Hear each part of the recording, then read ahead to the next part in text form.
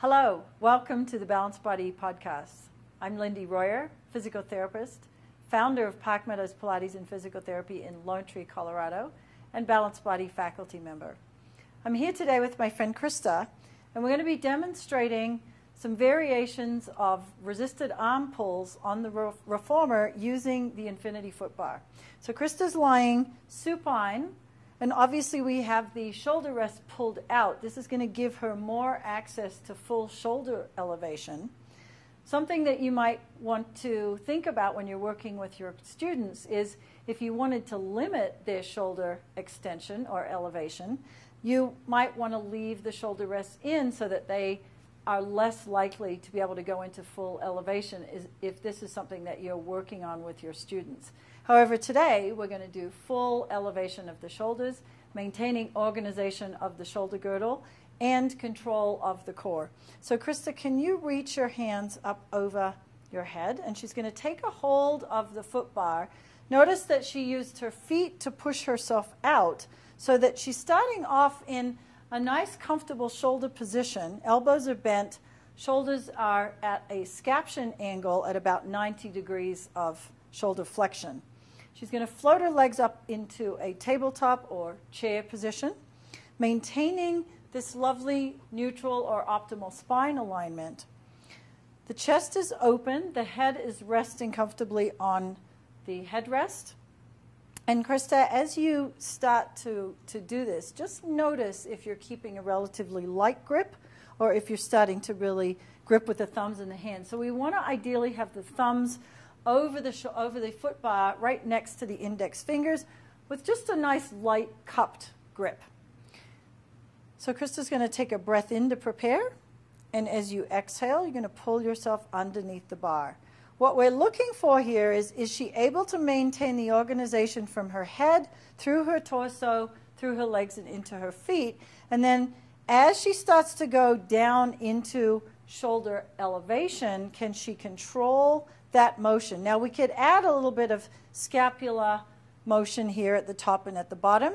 So as she comes down, she's going into a little bit of relative scapula depression.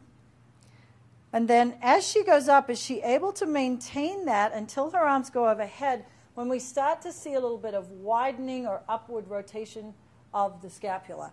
As she starts to come down, she goes into a little bit of scapula depression, de-rotating the scapula as she returns. So again, as the arms go overhead, the scapula, especially the inferior angle, is widening in order to maintain space above the shoulders.